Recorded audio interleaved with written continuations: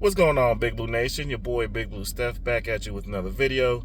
This one coming on the day of Kenny Golladay's release. To be honest, is anyone shocked? Nah. Is anyone like, oh my God, he got released? Nah. I mean, for real, it's just a matter of time for us.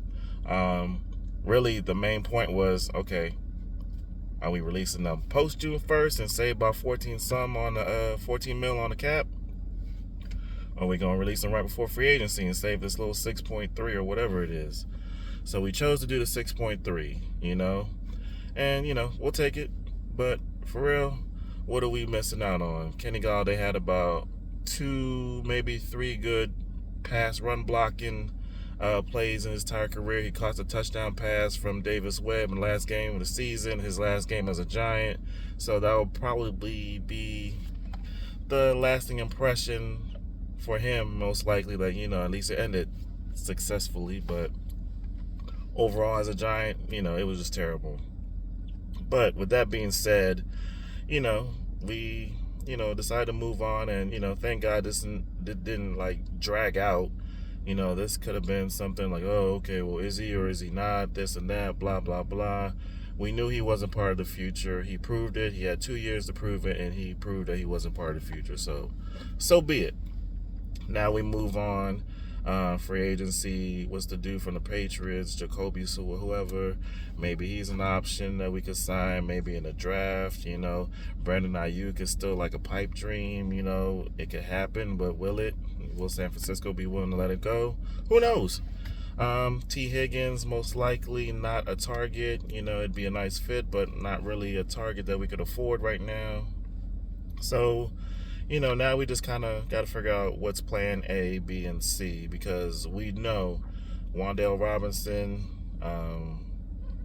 Isaiah Hodgkins, they're good fill-in players, your number 2, number 3 type receivers, but we need a number 1 or at least a strong 2 option, so, they can't double us on the outside.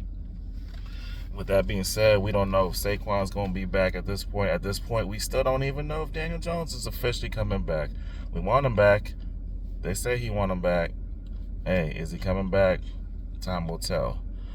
But one thing this Kenny Golladay release does tell you, Joe Schoen is sticking with his plan that he set out from day one.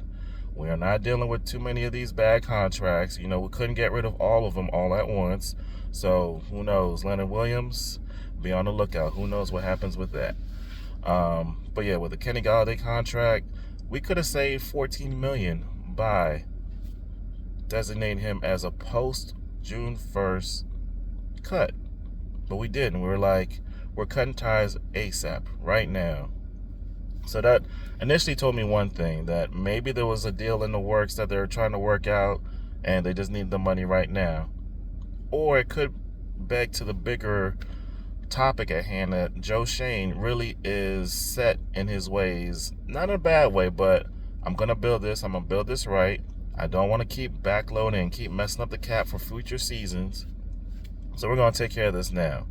Okay, we may be in a little bit of a tight squeeze, even though we had our $44 million or so. Now it's probably going to be about $50 million in cap space. That's what we're working with this year. We're not dragging a whole bunch of extra money this year and next year. We're doing it this year, and we're going to be in a good place when Andrew Thomas probably needs his extension. I don't even know who else is on the line for an extension, but it just tells you that Joe Schoen is sticking to his guns. We're going to make this right. We're going to make this roster complete best that we can within our means without pushing money down the line, which is going to come back and bite us in the butt later. So, I commend him for that. He said one thing and he's sticking with it, and we don't have to wonder, oh my God, is he going to do this? Is he going to do that? No. Which also makes me think, unfortunately, it does seem like, to me, okay, we know Daniel Jones, if they can get the numbers working, is coming back. That's almost for certain. I'm going to say 98% on that. As far as Saquon, I mean, how do you fit Saquon's contract into this cap scheme? I mean, yes, he could work, and yes, he could definitely improve this team, give us a lot of, an option that most teams don't have, a dynamic player who could take it to the house at any given moment. But what's the price for that? Anywhere between, let's say, 13 and 16, I don't see the Giants doing it. So unless Saquon is one of these Damian Lillard, I want to stay with the team and I'm going to do whatever I can, or excuse me, not even Damian Lillard, Tom Brady-ish. You know what? I'm going to take this hometown discount. I'm going to stay and I want to build this because I really believe in what we're doing here. It's the only way I see us getting Saquon back, and he takes maybe just over the franchise tag, which is 10.2 for a running back this year. So all that to say, Giants, we're still in a good place. Giants Nation, and again, in Shane we trust. Dayball, he's going to put whatever, he's going to stir up whatever we got in this gumbo. He's going to stir it up, put it in. Hey, all right, he's our next player. Yep, put him in. I'll work it out. I'll make it work.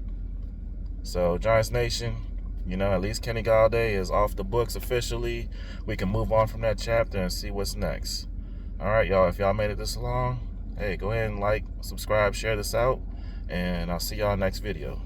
Peace.